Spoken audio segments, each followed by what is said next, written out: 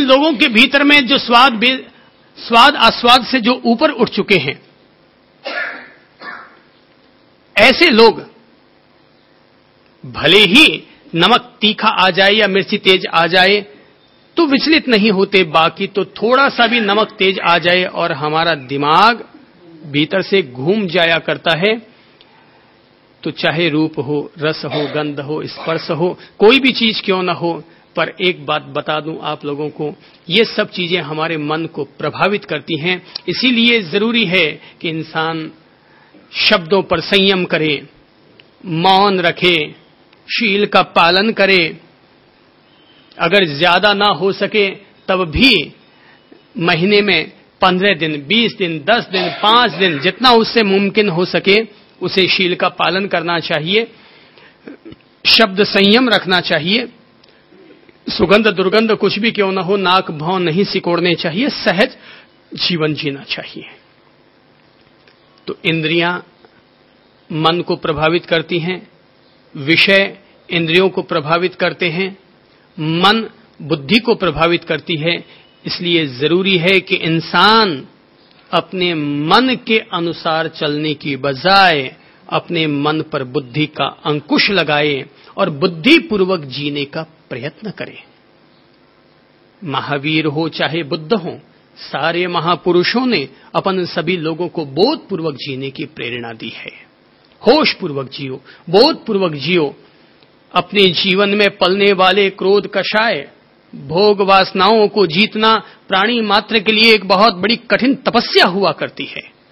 लेकिन इसके बावजूद यदि अपन लोग बुद्धिपूर्वक, ज्ञानपूर्वक, होशपूर्वक, सचेतनतापूर्वक, विद कॉन्शियसनेस के साथ अगर अपन लोग जीने का प्रयत्न करते हैं तो हर कोई इंसान अपने भीतर में पलने वाली विकार वासनाओं से धीरे धीरे धीरे धीरे मुक्त होने में सफल हो जाया करता है। सुधारने के नाम पर इंसान को दुनिया को सुधारने की जरूरत नहीं होती, सुधारने के नाम पर अपने आप को ही सुधारने की जरूरत होती है। जानने के नाम पर दुनिया को जानने की जरूरत नहीं होती, जानने के नाम पर अपने आप को ही जानने की जरूरत होती है। दुनिया में ऐसे विद्यालय, महाविद्यालय तो अनगिनत बने हुए हैं कि जिनके जरिए हम दूसरों का ज्ञान प्राप्त करते हैं, पर खुद का ज्ञान प्राप्त कर सकें ऐसे विद्यालय तो हमें अपने आप में आना होगा। ऐसे विद्यालय तो केवल अध्यात्म के द्वार पर चलने वाले, जीने वाले लोगों के पास ही मिल सकता है कि जिनके जरिए इंसान अपने आप को जान सके, अपने अंतर्घट को पहचान सके। इंसान लोगों के लिए रोता है, किसी ने हमारे लिए अच्छा कर दिया तो खुश होता है, किसी ने हमारे लिए बुरा कर दिया तो रोता है, शिकायत करता रहता है कि उसने मेरे साथ ऐसा बुरा किया। पर जरा सोचो कि अपन लोग अपने साथ कितना अच्छा और कितना बुरा व्यवहार किया करते हैं। अपन लोग दूसरों का शोषण नहीं करते, दूसरों का पोषण नहीं करते, अपन सब लोग अपने आप का ही शोषण और पोषण किया करते हैं। तो अपन लोगों को चाहिए अपन अपने बुद्धि रूपी सारथी को मन पर अंकुश लगाने के लिए उपयोग करें और ज्ञान पूर्वक, बोध पूर्वक, होश पूर्वक जीने का प्रयत्न करें। ज्ञान महत्वपूर्ण है, बोध महत्वपूर्ण है। एक अज्ञानी और ज्ञानी में यही फर्क है कि अज्ञानी व्यक्ति उसी पत्थर से दोबारा ठोकर खाता है और ज्ञानी व्यक्ति दूसरे को ठोकर खाता हुआ देखकर ही खुद संभल जाया करता है। तो भाई, ये जो हमारी 5 इंद्रियां हैं ना, मन है ना, मृत्युदेव ने इसीलिए महत्वपूर्ण बात कही है कि अपन लोग इन पर विवेक और संयम के द्वारा इन पर अपना अंकुश लगाएं। भाई, मन अपना काम कर रहा है, इंद्रियां अपना काम कर रही हैं, पर हम इन पर अंकुश कैसे लगाएं? तो मृत्युदेव ने साफ तौर पर कह दिया, विवेक और संयम ही वे 2 साधन हैं कि जिनके जरिए हम मन और इंद्रियों को अपने वश में कर सकते हैं, सुधार सकते हैं। और इंद्रियों पर संयम करने के लिए अगर हम लोग सबसे अच्छा उदाहरण कोई लेना चाहें तो सबसे अच्छा उदाहरण है लक्ष्मण का। अर्थात जब सीता मैया का हरण होता है तो सुग्रीव और हनुमान के द्वारा राम की सेवा में कुछ आभूषण समर्पित किए जाते हैं और कहते हैं कि रावण इधर से एक महिला का अपहरण करके ले जा रहा था।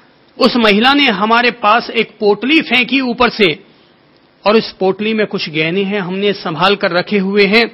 राम के सामने वो गहने रखे जाते हैं। राम पहचान जाते हैं कि ये निश्चय ही सीता के हैं, पर चूंकि राम उस समय सीता के विरह में थोड़े से विक्षिप्त हो चुके होते हैं, इसलिए वो पहचानने में थोड़ी सी उन्हें दिक्कत आती है कि शायद ये किसी और के ना हो। तो ये सोच करके कि लक्ष्मण भी समर्थन कर दे कि क्या हकीकत में ये सीता के ही गहने हैं, सो सीता के सामने उन्होंने गले का हार, हाथों के कंगन, इस तरह की चीजें रखी और कहा भैया जरा पहचानो तो सही कि क्या ये तुम्हारी आदरणीय भाभी जी के ही गहने हैं। कहते हैं लक्ष्मण ने तब उन गहनों को देखा और क्षमा मांगते हुए कहा कि भैया अगर आप मुझे भाभी की पायल दिखाते तो मैं पल भर में ही उन्हें पहचान जाता, पर मैंने तो कभी भी अपनी भाभी के गले की तरफ नजर ही नहीं डाली।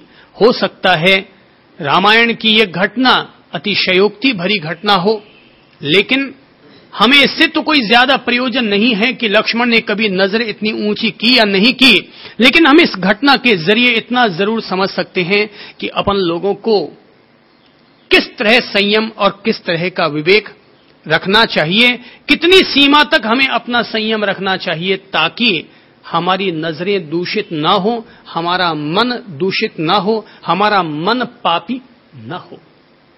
हमें कितनी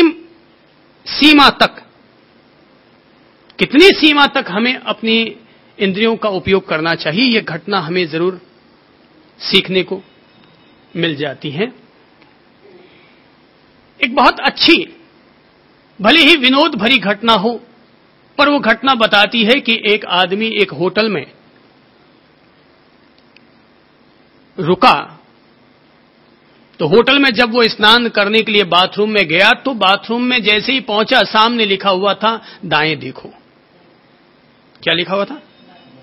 दाएं देखो। और जैसे उसने उधर देखा कि वहां पर लिखा हुआ था पीछे देखो, और उसने पीछे की तरफ नजर डाली तो वहां नजर डाली तो उस पर लिखा हुआ था बाएं देखो। तो जैसे उसने बाएं देखा कि वहां पर लिखा हुआ था कि क्या आप इधर उधर ताक झांक कर रहे हैं, सीधे साधे अपना स्नान कीजिए ना, सीधे साधे अपना स्नान कीजिए ना। ये अपनी इंद्रियां इधर उधर ताक झांक करती रहती हैं, बड़बोलों की तरह दिन भर बोलती रहती हैं। मृत्युदेव कहते हैं कि विवेक और संयम के द्वारा हम अपने मन और इंद्रियों पर अपना अंकुश लगा सकते हैं। जिन इंद्रियों को वश में करना, जिस मन को वश में करना योगियों के लिए भी एक बहुत बड़ी चुनौती है, गुफावासियों के लिए भी एक बहुत बड़ा चैलेंज है, एक बहुत बड़ी तपस्या है। लेकिन अगर हम लोग पुनः पुनः अपने विवेक का, अपने संयम का, अपने बोध का अगर इस्तेमाल करते रहेंगे तो निश्चय ही धीरे धीरे रे मना धीरे सब कुछ होए, और माली सींचे 100 घड़ा ऋतु आय फल होए, अपने आप परिणाम भी आते चले जाएंगे, बशर्ते अपन लोग अपने इन 2 हाथों में 2 दीपक थामे हुए रखें, एक पर विवेक का दीपक और दूसरे पर संयम का दीपक। ये 2 चीजें अगर हमारे हाथ में रहेंगी तो हम इस जन्म मरणशील संसार में पैदा होकर के भी अपने लिए मुक्ति का प्रबंध अवश्य कर जाएंगे। नहीं तो जीवड़ा आया है और प्राणी मात्र यहां भटक रहे हैं, उलझे हुए हैं। सबका जन्म होता है, सबकी मृत्यु होती है, पर एक बात याद रखनी चाहिए कि अरे सुधारक जगत की मत कर चिंता यार। अरे सुधारक जगत की मत कर चिंता यार, मन ही तेरा जगत है, पहले इसे सुधार। पहले तू अपने आप को सुधार ले, क्योंकि जीवन की सारी यात्रा वहीं से ही शुरू होने वाली है। मन अगर पापी है तो 100 तीर्थ यात्राएं करके आ जाओ, भला नहीं होने वाला। तप और तीर्थ के जरिए इंसान को स्वर्ग मिल सकता है, पर मोक्ष प्राप्त करने के लिए तो इंसान को अपने भीतर के अंतर्घट में उतरना पड़ेगा, अपने आप को सुधारना पड़ेगा। याद रखो, तीर्थ के द्वारा मन को सुकून दिया जा सकता है, तप के द्वारा काया को तपाया जा सकता है, पर ध्यान और योग वे माध्यम हैं कि जिनके जरिए हम अपनी आत्मा तक उतर सकते हैं, अपनी बुद्धि को हम सूक्ष्म और तीक्ष्ण कर सकते हैं। चलिए आज उपसंहार के बतौर भगवान मृत्युदेव के द्वारा जो आत्म तत्व के बारे में अपन लोगों को बारीकी के साथ कहा जा रहा है, अपन लोग उस पर गौर करें। मृत्युदेव का संदेश है कि संपूर्ण भूतों में छिपा हुआ यह आत्मा प्रकाशमान नहीं होता, यह तो सूक्ष्मदर्शी पुरुषों द्वारा अपनी तीव्र और सूक्ष्म बुद्धि से ही देखा जाता है। यह आत्मा जो कि अपन सब लोगों के जीवन का आधार है, आत्मा है तो जीवन है और आत्मा नहीं है तो जीवन नहीं है। आत्मा अर्थात हमारा प्राण, आत्मा अर्थात जो हमारे भीतर का अस्तित्व है वह आत्मा, आत्मा यानी अपना।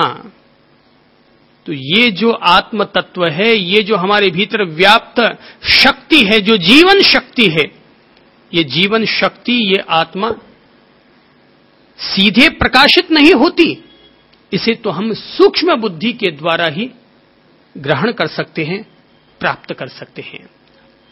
यह एक बहुत बड़ी रहस्यमयी बात है कि दुनिया में अनेक परंपराएं यह कहती हैं कि आत्मा अनंत है, अदृश्य है, अज्ञात है, अज्ञेय है, इसे जाना नहीं जा सकता।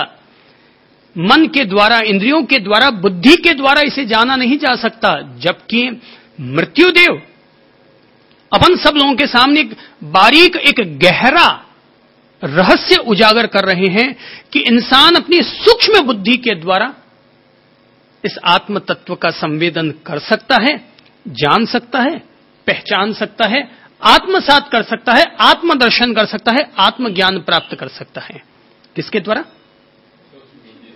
सूक्ष्म बुद्धि के द्वारा।